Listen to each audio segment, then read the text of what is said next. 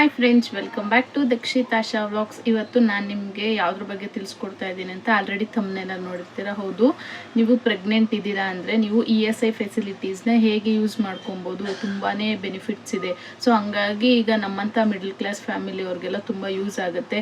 ಯಾಕಂದರೆ ಈಗ ಆಲ್ರೆಡಿ ನಿಮ್ಮ ಹಸ್ಬೆಂಡ್ ಆಗಿರ್ಬೋದು, ಇಲ್ಲ ನೀವೇ ವರ್ಕಿಂಗ್ ವುಮೆನ್ ಆಗಿದ್ದೀರಾ ಅಂತ ಹೇಳಿದಾಗ ನಿಮಗೆ ESI ಅನ್ನೋದು ಡಿಡಕ್ಟ್ ಆಗ್ತಾನೆ ಇರುತ್ತೆ. ಮಂತ್ಲಿ ESI PF ಕಟ್ ಆಗುತ್ತೆ. ಅದೇ ಥರ ಈಗ ನಿಮಗೆ ಒಂದು ಇಷ್ಟು ಅಮೌಂಟ್ ಅನ್ನೋದು ಕಟ್ ಆಗ್ತಿದೆ ಅಂದಾಗ ನೀವು ಅದನ್ನು ಯೂಸ್ ಮಾಡ್ಕೊಳ್ಳೇಬೇಕಾಗುತ್ತೆ. ಅದು ನೀವು ಅರ್ನ್ ಮಾಡಿರುವಂತಹ ಮನಿ ಅದು ಡಿಡಕ್ಟ್ ಆಗ್ತಾ ಇರುತ್ತೆ. ಅದು ಒಂದಲ್ಲ ಒಂದು ರೀತಿಲಿ ಯೂಸ್ ಆದರೆ ನಮಗೂ ಕೂಡ ಸ್ಯಾಟಿಸ್ಫೈ.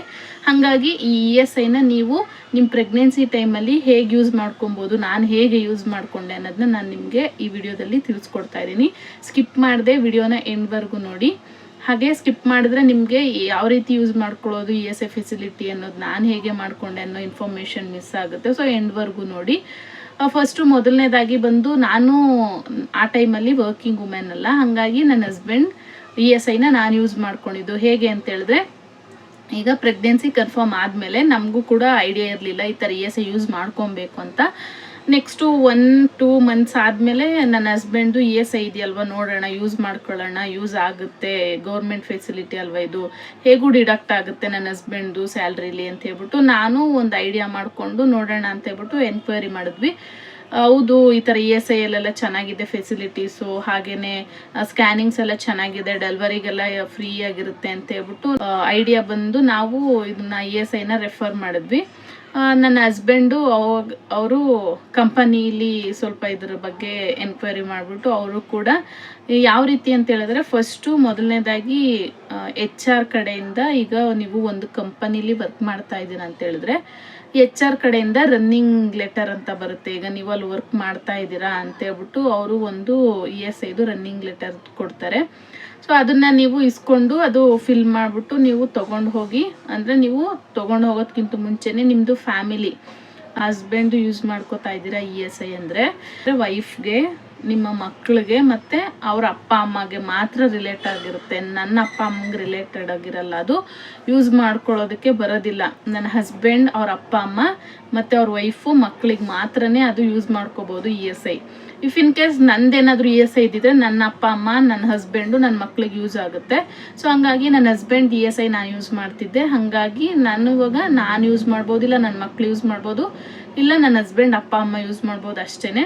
ಹಾಗಾಗಿ ನನಗೆ ಯೂಸ್ ಆಯಿತು ESI. ಹೇಗೆ ಯೂಸ್ ಮಾಡಿಕೊಂಡೆ ಅಂದರೆ, ಈಗ ಫಸ್ಟು ಅವರು ರನ್ನಿಂಗ್ ಲೆಟರೆಲ್ಲ ಇಸ್ಕೊಂಬಂದರು. ನೆಕ್ಸ್ಟು ನಾವು ಒಂದು ಫೋಟೋ, ಫ್ಯಾಮಿಲಿ ಫೋಟೋ, ನೀವು ಯಾರ್ಯಾರು ಅಪ್ಪ ಅಮ್ಮ ಮತ್ತು ವೈಫು ಮಕ್ಕಳದು ಫೋಟೋ ತೆಗೆಸ್ಬಿಟ್ಟು ಆ ಲೆಟರ್ಗೆ ಅಟ್ಯಾಚ್ ಮಾಡಿಬಿಟ್ಟು ಕಂಪನಿಯವ್ರ ಕಡೆಯಿಂದ ಸೈನ್ ಹಾಕ್ಸ್ಕೊಂಡು ನೀವು ನಿಯರ್ ಬೈ ಡಿಸ್ಪೆನ್ಸರ್ ಯಾವುದಿರುತ್ತೆ ಅದಕ್ಕೆ ಹೋಗ್ಬಿಟ್ಟು ನೀವು ಅದನ್ನು ಕೊಟ್ಟು ಅದನ್ನು ನೀವು ರಿಜಿಸ್ಟರ್ ಮಾಡಿಸ್ಬೇಕು. HR ಹತ್ರನೇ ಬೇಕಾದರೆ ತಿಳ್ಕೊಬೋದು. ಈಗ ನಿಮಗೆ ನಿಯರ್ ಬೈ ಡಿಸ್ಪೆನ್ಸರ್ ನಿಮಗೆ ಯಾವ ಕಡೆ ಹೋಗಬೇಕು ಅಂತ ಇಂಟ್ರೆಸ್ಟ್ ಇರುತ್ತೆ, ನಿಯರ್ ಬೈ ಡಿಸ್ಪೆನ್ಸರ್ ನೀವೇ ಕೂಡ ಸೆಲೆಕ್ಟ್ ಮಾಡೋ ಆಪ್ಷನ್ ಇರುತ್ತೆ. ಇಲ್ಲ ಅಂತ ಹೇಳಿದ್ರೆ ಅವ್ರು ಯಾವ್ದು ಕೊಡ್ತಾರೆ ಅದು ಕೂಡ ನಿಮಗೆ ನಿಯರ್ ಆಗಿದ್ರೆ, ಕನ್ವೆನ್ಸ್ ಎಲ್ಲ ಚೆನ್ನಾಗಿದ್ರೆ ನೀವು ಅಲ್ಲೂ ಕೂಡ ತೊಗೊಬೋದು.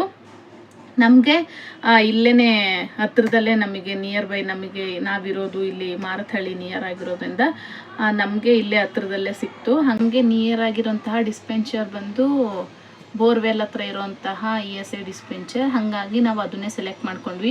ಅಲ್ಲಿಗೆ ಹೋಗೋ ಮುಂಚೆ ಈಗ ನಾನು ಹೇಳಿದ್ದೆ ಅಲ್ವಾ, ESIದು ರನ್ನಿಂಗ್ ಲೆಟರ್, ಹಾಗೆಯೇ ನಾವು ನಮ್ಮ ಫ್ಯಾಮಿಲಿ ಫೋಟೋ ಏನಿದೆ ಅದು ಅಟ್ಯಾಚ್ ಆಗಿರಬೇಕು, ಮತ್ತು ಸೀಲು ಸೈನ್ ಎಲ್ಲ ಆಗಿರಬೇಕು ಕಂಪನಿ ಕಡೆಯಿಂದ, ಮತ್ತು ನಿಮ್ಮದು ಆಧಾರ್ ಕಾರ್ಡ್ನ ತೊಗೊಂಡು ಆ ಡಿಸ್ಪೆನ್ಸರ್ಗೆ ನೀವು ಹೋಗಬೇಕಾಗುತ್ತೆ. ನಮಗೆ ನಿಯರ್ ಬೈ ಇರುವಂಥದ್ದು ಬೋರ್ವೆಲ್ ಸ್ಟಾಪ್ ಹತ್ರ ಇದೆಯಲ್ವ, ಅದು ESI ಡಿಸ್ಪೆನ್ಸರ್ ನಮಗೆ ನಿಯರ್ ಆಗಿರೋದು. ಹಾಗಾಗಿ ನಾವು ಅಲ್ಲಿ ಹೋದಾಗ ಅವರು ನಿಮಗೆ ಆಧಾರ್ ಕಾರ್ಡ್ ಕೇಳ್ತಾರೆ, ಮತ್ತು ಇದು ರನ್ನಿಂಗ್ ಲೆಟರ್ದು ಸೀಲು ಸೈನ್ ಎಲ್ಲ ಚೆಕ್ ಮಾಡಿಬಿಟ್ಟು ಅವರು ನಿಮಗೆ ರೆಫರ್ ಮಾಡ್ತಾರೆ ಹಾಸ್ಪಿಟಲ್ಗೆ. ನಮಗೆ ಇದ್ದಿದ್ದಂಥ ಹಾಸ್ಪಿಟಲ್ ಬಂದು ಇಂದಿರಾನಗರ್ ಹಾಸ್ಪಿಟಲ್, ESI ಹಾಸ್ಪಿಟಲ್ ಚೆನ್ನಾಗಿತ್ತು. ಸೊ ಅಲ್ಲಿಗೆ ನಾವು ಈಗ ನಾವು ಪ್ರೈವೇಟಲ್ಲೆಲ್ಲ ತೋರಿಸ್ತಾ ಇರೋದ್ರಿಂದ ನಾವು ಅಲ್ಲಿ ಹೋದರೆ ಯಾವ ರೀತಿ ನೋಡ್ತಾರೆ ಏನು ಅನ್ನೋದು ತುಂಬ ಒಂದು ಸ್ವಲ್ಪ ನಮಗೆ ಅಷ್ಟು ಕ್ಲಾರಿಟಿ ಇರಲಿಲ್ಲ ESI ಬಗ್ಗೆ. ಸೊ ಹಂಗಾಗಿ ನಾವು ನಾರ್ಮಲಾಗೇ ಈಗ ಯಾವ ರೀತಿ ಯೂಸ್ ನಾನು ಸ್ವಲ್ಪ ಫ್ರೆಂಡ್ಸ್ ಹತ್ರ ಎಲ್ಲ ತಿಳ್ಕೊತಾ ಇದ್ದೆ ESI ಹೇಗೆ ವರ್ಕ್ ಆಗುತ್ತೆ, ಸ್ಕ್ಯಾನಿಂಗ್ಸ್ ಎಲ್ಲ ಚೆನ್ನಾಗಿ ಮಾಡ್ತಾರಾ, ಹೇಗೆ ಏನು ಅಂತೇಳ್ಬಿಟ್ಟು.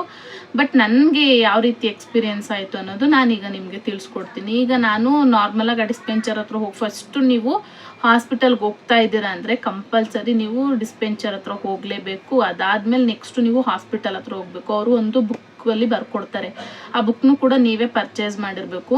ರನ್ನಿಂಗ್ ಲೆಟರು ಮತ್ತು ಆಮೇಲೆ ನಿಮ್ಮದು ಗ್ರೂಪ್ ಫೋಟೋ ಇರುತ್ತಲ್ವ, ನಿಮ್ಮ ಫ್ಯಾಮಿಲಿ ಫೋಟೋ, ಆ ಫೋಟೋದು ಮತ್ತು ಆಮೇಲೆ ಈ ಬುಕ್ಕು ಮತ್ತು ಒಂದು ಆಧಾರ್ ನೀವು ಕಂಪಲ್ಸರಿ ನಿಮ್ಮ ಹತ್ರ ಇಟ್ಕೊಂಡಿರಿ ಇದನ್ನು, ಓಕೆನಾ. ಇದು ನೀವು ಡಿಸ್ಪೆನ್ಸರ್ ಹತ್ರ ಹೋದರೆ ಅದನ್ನು ಅವರು ಏನಕ್ಕೆ ಹೋಗ್ತಾ ಇದ್ದೀರಾ ಅಂತೆಲ್ಲ ವಿಚಾರಿಸ್ಕೊಂಡ್ಬಿಟ್ಟು ಅದು ಫಿಲ್ ಮಾಡಿ ಬುಕ್ಕಲ್ಲಿ ನಿಮಗೆ ಕೊಡ್ತಾರೆ. ಆಗ ನೀವು ನಿಮಗೆ ಯಾವುದು ಇರುತ್ತೆ ESI ಹಾಸ್ಪಿಟಲ್, ಅಲ್ಲಿಗೆ ನೀವು ಇಲ್ಲಿ ಹೋಗಾದ್ಮೇಲೆ ನೆಕ್ಸ್ಟು ನೀವು ಅಲ್ಲಿಗೆ ಹೋಗಬೇಕಾಗುತ್ತೆ. ಅಲ್ಲಿ ಹೋದಾಗ ನನಗೆ ತುಂಬ ಜನ ಇದ್ದರು, ಯಾಕಂದರೆ ESI ಈ ಥರ ಯೂಸ್ ಮಾಡ್ಕೊಳ್ದಲ್ಲೇ ಇರೋರು ನಾವೇ ಅಂತ ಆಗ ಅರ್ಥ ಆಯಿತು ನನಗೆ. ತುಂಬ ಜನ ಇದ್ದಾರೆ ಅಲ್ಲಿ, ತುಂಬ ಅಂದರೆ ತುಂಬ ಜನ ಇದ್ದರು. ಹಾಗೆ ಪ್ರೆಗ್ನೆಂಟ್ ಲೇಡೀಸ್ ಅಂತೂ ಕ್ಯೂ ಅಲ್ಲಿ ನಿಂತಿದ್ರು, ಅಷ್ಟು ಯೂಸ್ ಮಾಡ್ಕೋತಾ ಇದ್ದಾರೆ ESI ಫೆಸಿಲಿಟೀಸ್ನ. ಯಾವುದೇ ಕಾರಣಕ್ಕೂ ಮಿಸ್ ಮಾಡ್ಕೊಳ್ಳೋದಕ್ಕೆ ಹೋಗ್ಬೇಡಿ, ಫ್ರೀಯಾಗಿ ಸಿಗುತ್ತೆ.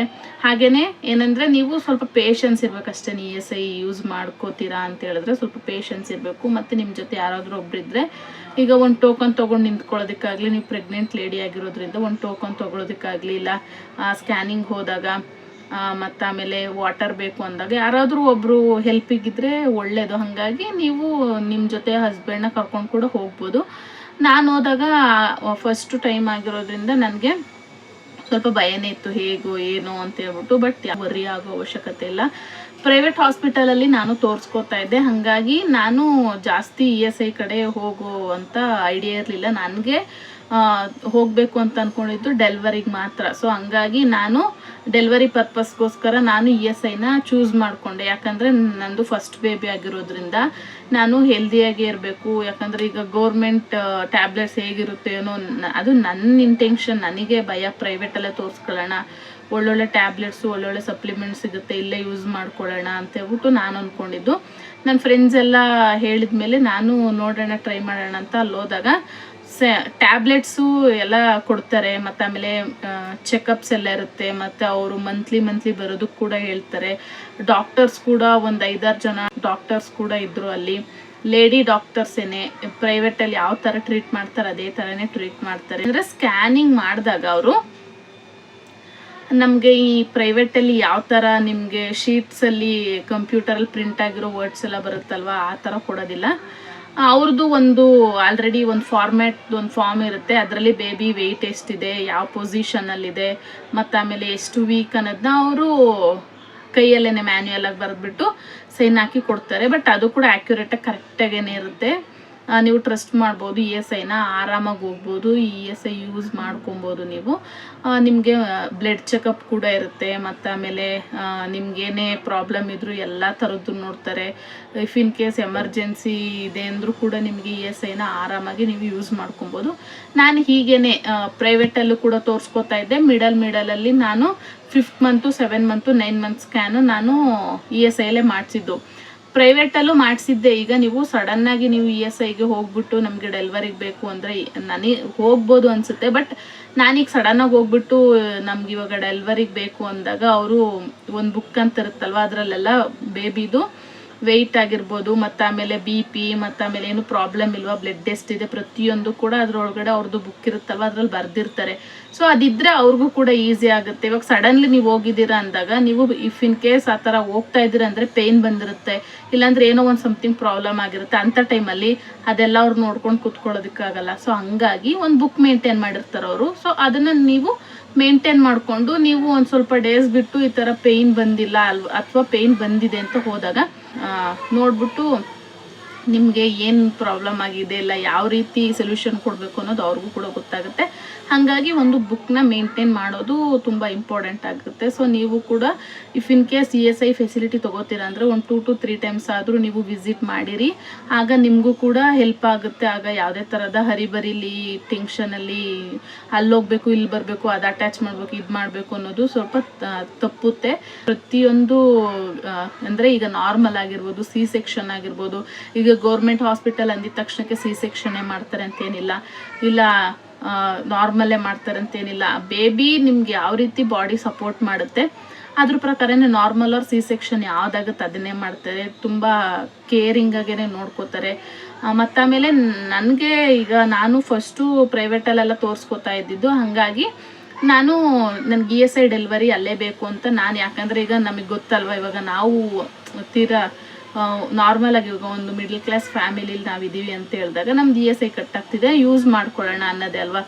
ಈಗ ನಾವು ಬ್ಯಾಂಗ್ಳೂರಲ್ಲಿ ನಾವು ಡೆಲಿವರಿ ಮಾಡ್ಕೋತಾ ಇರೋದ್ರಿಂದ ಈಗ ಎಷ್ಟಾಗುತ್ತೆ ಅಮೌಂಟ್ ಹೇಳೋದಕ್ಕೆ ಬರಲ್ಲ. ಈಗ ಪ್ರೈವೇಟ್ ಹಾಸ್ಪಿಟಲ್ಗೆ ಹೋಗ್ತೀವಿ ಅಂತ ಹೇಳಿದ್ರು ಏನಿಲ್ಲ ಅಂದರೂ 35-45 ಈ ಥರ ಅಮೌಂಟ್ ಹಾಕ್ಬಿಡ್ತಾರೆ ಅವರು ಲಾಸ್ಟ್ ಡೆಲಿವರಿ ಸಮ್ಮರಿ ಫುಲ್ ಎಲ್ಲ ಕಂಪ್ಲೀಟ್ ಆದಮೇಲೆ. ಹಾಗಾಗಿ ESI ಇದೆಯಲ್ವ, ಯೂಸ್ ಮಾಡ್ಕೊಳ್ಳೋಣ ಅಂತ ಹೇಳ್ಬಿಟ್ಟು ನನಗೆ ಒಂದು ಥಾಟ್ ಬಂದಾಗ ನಾನು ಈ ಥರ ಮಾಡಿದ್ದು. ನೆಕ್ಸ್ಟು ನಾನು 3rd month 5th month scan ಪ್ರೈವೇಟಲ್ಲೇ, ಪ್ರತಿಯೊಂದು ಪ್ರೈವೇಟಲ್ಲಿ ಮಾಡಿಸ್ದೆ. ಜೊತೆಗೆ ನಾನು ESIಯಲ್ಲಿ ಕೂಡ ಮಾಡಿಸಿದ್ದೆ ನಾನು, ಯಾಕಂದರೆ ನನಗಿದ್ರಲ್ಲಿ ಫುಲ್ಲು ಕ್ಲಿಯರಾಗೆ ಸಿಕ್ಕಿರುತ್ತೆ. ಇಲ್ಲಿ ನಾನು ಡೆಲಿವರಿ ಪರ್ಪಸ್ಗೆ ಹೋಗ್ತಾ ಇರೋದು, ಹಾಗಾಗಿ ನಾನು 5th ಮತ್ತು 7th ಮತ್ತು 9 ಮಂತ್ ಸ್ಕ್ಯಾನ್ನ ಮಾಡಿಸಿದ್ದೆ. ಅವರು ಕೂಡ ಈ ಪ್ರೈವೇಟಲ್ಲಿ ಹೇಗೆ ನೋಡ್ತಾರೆ ಅದೇ ಥರನೇ ನೀಟಾಗಿ ನೋಡ್ತಾಯಿದ್ರು.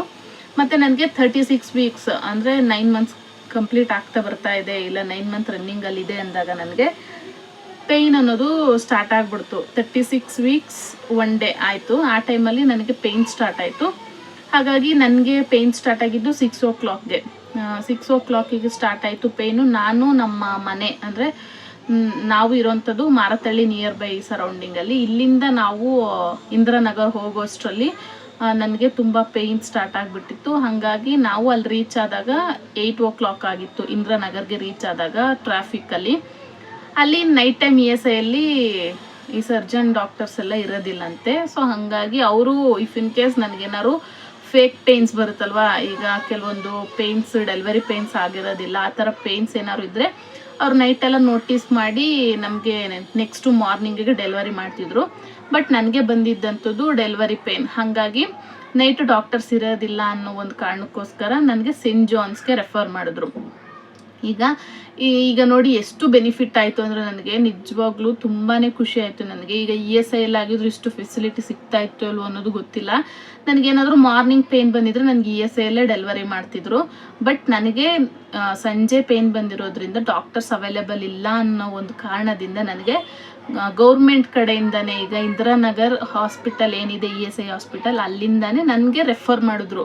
ಪ್ರತಿಯೊಂದು ಬಿಲ್ಲು ಏನಾಗುತ್ತೆ ಅದು ಇವಾಗ ನನಗೆ ರೆಫರ್ ಮಾಡಿರೋವಂಥದ್ದು ಪ್ರೈವೇಟ್ ಹಾಸ್ಪಿಟಲ್ಗೆ. ಆ ಪ್ರೈವೇಟ್ ಹಾಸ್ಪಿಟಲ್ಗೆ ಎಷ್ಟಾಗುತ್ತೆ ಅಮೌಂಟು ಪ್ರತಿಯೊಂದು ₹1 ಹಿಡಿದು ಅದೆಷ್ಟು ಸಾವಿರ ಆಗುತ್ತೋ ಅಷ್ಟು ಬಿಲ್ಲು ಕೂಡ ಗೌರ್ಮೆಂಟ್ ಪೇ ಮಾಡುತ್ತೆ. ಅಂದರೆ ಈಗ ನಮಗೆ ರೆಫರ್ ಮಾಡಿದಾರಲ್ವ ಅವರೇ ಪೇ ಮಾಡ್ತಾರೆ. ಸೊ ಹಂಗಾಗಿ ಯಾವುದೇ ಥರದ ಟೆನ್ಷನ್ ಇರಲಿಲ್ಲ ನನಗೆ. ಇವಾಗ ನನಗೆ ಸಂಜೆ ಬೇರೆ ಪೇಯ್ನ್ ಬಂದಿರೋದ್ರಿಂದ ಒಂದು ಪ್ಲಸ್ ಪಾಯಿಂಟ್ ಆಯಿತು. ಈಗ ಈ ಗೌರ್ಮೆಂಟಲ್ಲಾಗಿದ್ದರೆ, ಈಗ ನಾವು ESI ಇದರಲ್ಲಾಗಿದ್ದರೆ ಯಾವ ರೀತಿ ಫೆಸಿಲಿಟಿ ಸಿಗ್ತಿತ್ತೇನೋ ಗೊತ್ತಿಲ್ಲ. ಸೆಂಟ್ ಜಾನ್ಸಲ್ಲಂತೂ ಸೂಪರಾಗಿತ್ತೆ ಫೆಸಿಲಿಟಿ ಮಾತ್ರ.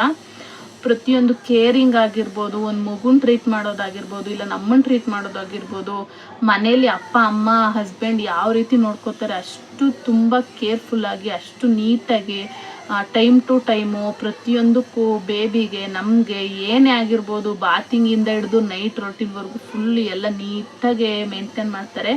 ನಾನು ಇಷ್ಟು ಇಯರ್ಸಲ್ಲಿ ನೋಡಿರೋಂತಹ ಒಳ್ಳೆ ಹಾಸ್ಪಿಟಲ್ ಅಂದರೆ ಅದು ಸೆಂಟ್ ಜಾನ್ಸ್. ಪ್ರತಿಯೊಂದು ಮಕ್ಳಿಗೂ ಈ ಥರ ಆಗಿದೆ ಅನ್ನೋ ಒಂದು ಸುದ್ದಿ ಕೇಳಿಲ್ಲ. ಅಷ್ಟು ಚೆನ್ನಾಗಿ ಮಾಡ್ತಾರೆ ಮಾತ್ರ. ಡೆಲಿವರೀಸ್ ಆಗಿರ್ಬೋದು, ಬೇಬಿ ಎಷ್ಟು ಲೋ ಬರ್ತ್ ವೇಟಲ್ಲಿ ಹುಟ್ಟಿದೆ ಅಂದರೂ ಕೂಡ ಒಂದು ಮಗುಗೆ ಈ ಥರ ಆಗಿದೆ ಅನ್ನೋ ಒಂದು ಸುದ್ದಿ ಕೇಳಿಲ್ಲ. ಅಷ್ಟು ತುಂಬ ಚೆನ್ನಾಗಿ ಡೆಲಿವರೀಸ್ ಮಾಡ್ತಾರೆ, ತುಂಬ ಕೇರ್ಫುಲ್ಲಾಗಿ ನೋಡ್ಕೋತಾರೆ. ಪ್ರತಿಯೊಂದು ಕೂಡ ನೀಟ್ ಆ್ಯಂಡ್ ಹೈಜಿನ್ ಆಗಿದೆ ಮಾತ್ರ ಸೆಂಟ್ ಜಾನ್ಸ್. ಅಲ್ಲಿಗೆ ರೆಫರ್ ಮಾಡಿದ್ರು. ದೇವ್ರ ದಯೆಯಿಂದ ನನಗೆ ಈವ್ನಿಂಗ್ ಪೇಯ್ನ್ ಬಂದಿರೋದ್ರಿಂದ ನನಗೆ ಸೆಂಟ್ ಜಾನ್ಸ್ಗೆ ರೆಫರ್ ಮಾಡಿದ್ರು. ಸೆಂಟ್ ಜಾನ್ಸಲ್ಲಿ ನನಗೆ ಆ್ಯಂಬುಲೆನ್ಸಲ್ಲಿ ಕರ್ಕೊಂಡು ಹೋದರು ಸೆಂಟ್ ಜಾನ್ಸ್ಗೆ.